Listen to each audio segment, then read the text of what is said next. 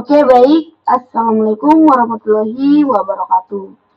Nah, pada video kali ini kita akan membahas mengenai pengolahan spasial statistik terkait dengan regresi.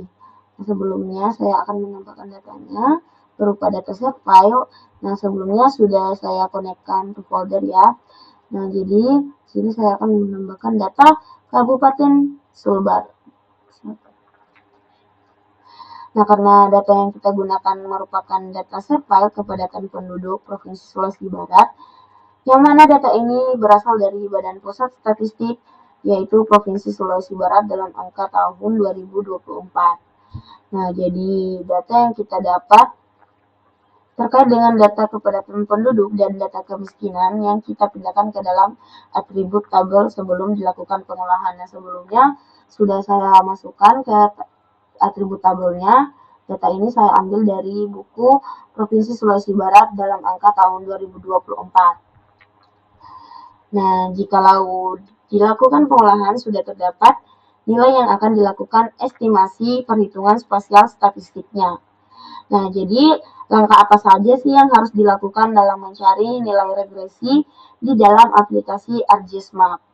Jadi, yang pertama itu setelah kita buka aplikasinya dan memasukkan datanya, kita masukkan dan pertama-tama yaitu bisa kita klik menu geoprocessing. Nah, lalu klik menu geoprocessing options ini. Kita bisa pilih, langsung saja klik. Lalu di bagian background processing ini ada yang dinamakan enable. Nah, enable ini dihilangkan saja checklistnya ya. Jadi agar nanti kita bisa melihat bagaimana dari hasil pengolahan regresi ini dalam bentuk laporan statistiknya. Jadi langsung saja klik OK. Nah, selanjutnya kita buka menu Art Toolbox. Di sini menu toolbox-nya sudah muncul. Nah, jadi yang kita pilih itu spatial statistic tools-nya. Lalu di sini ada yang namanya modeling spatial relationship. Nah, jadi pada metode ini kita menggunakan OLS atau ordinary least squares. Kita klik saja. Nah, jadi sudah muncul menunya. Nah, untuk input features class-nya kita bisa tambahkan data SQL tadi. Nah, lalu untuk Unicode ID file-nya kita bisa pilih objek ID. Nah, di sini objek ID ini menunjukkan objek-objek vektor mana saja yang akan diolah atau akan dilakukan regresi yang mempunyai nilai-nilai yang menjadi dependen variabelnya. Nah, untuk dependen variabelnya sendiri kita pilih kepadatan penduduk atau population density, yaitu tabel yang berisikan informasi mengenai kepadatan penduduk berdasarkan kabupaten di Sulawesi Barat. Nah, di layar explanatory variables,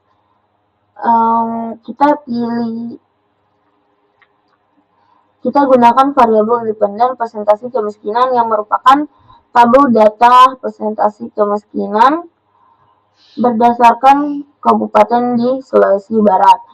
Dalam hal ini, variabel persentase kemiskinan menjadi variabel independennya. Kita scroll ke bawah, jangan lupa atur penyimpanannya agar datanya tidak hilang dan kita dapat melihat output laporan hasil pengolahan regresi ketika dilakukan processing selanjutnya atau lanjutannya. Sebelumnya sudah saya buat filenya, jadi saya kasih nama Sulbar tahun 2023. Nah, klik saja siap, langsung saja OK.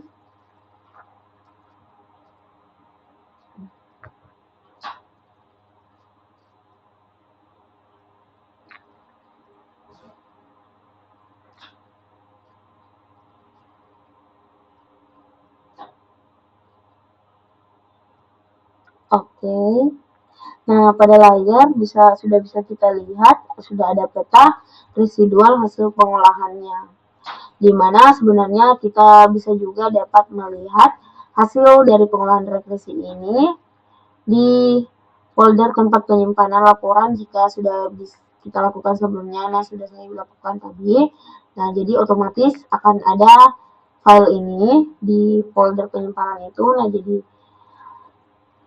ini merupakan output laporan hasil regresi tadi. Nah, ini hasil laporan ini berisikan summary of OLS results dari model variablesnya. Lalu di sini ada note on interpretation, kemudian variable distribution dan relationships. Nah, lalu histogram of standard residuals. Nah, di sini ada gambar random residualsnya. Lalu yang terakhir ordinary least squares parameters. Jadi penjelasannya di sini sudah lengkap. Nah, selanjutnya kita juga bisa melakukan testing residual untuk autokorelasi spasial. Nah, bagaimana caranya?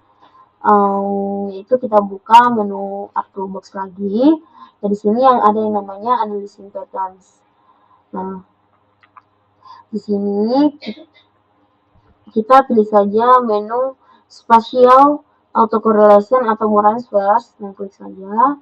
Nah, di sini untuk pertama-tama langsung kita checklist saja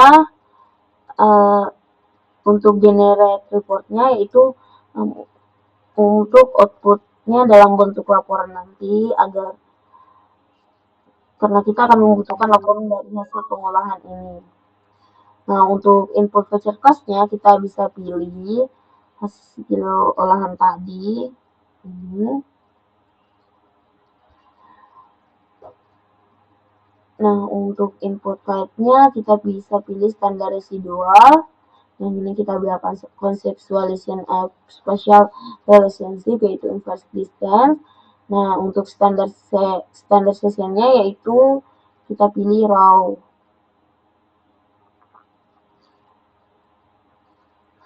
Nah, yang ini dibiarkan saja. Dan oke, kita klik oke dan kita tunggu hasil pengolahannya.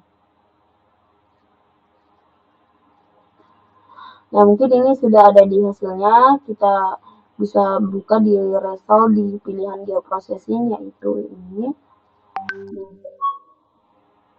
Yang ini all spatial autocorrelation Moran Squares. Nah, di sini hasil laporannya dalam bentuk HTML.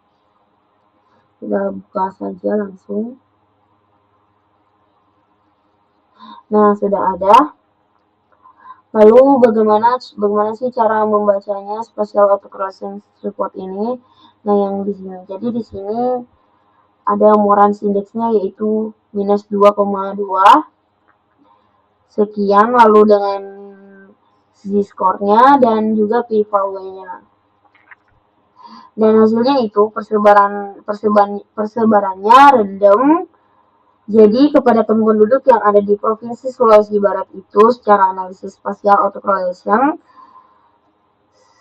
itu dia bersifat random, artinya tidak saling berdekatan ataupun teratur. Jadi Moran verse-nya itu menunjukkan bahwasannya data yang kita olah tadi itu bersifat tersebar. Nah, jadi sekian video langkah-langkah spasial regresi analisis statistik regresi yang bisa saya jelaskan. Kurang dan lebihnya mohon dimaafkan. Wassalamualaikum warahmatullahi wabarakatuh.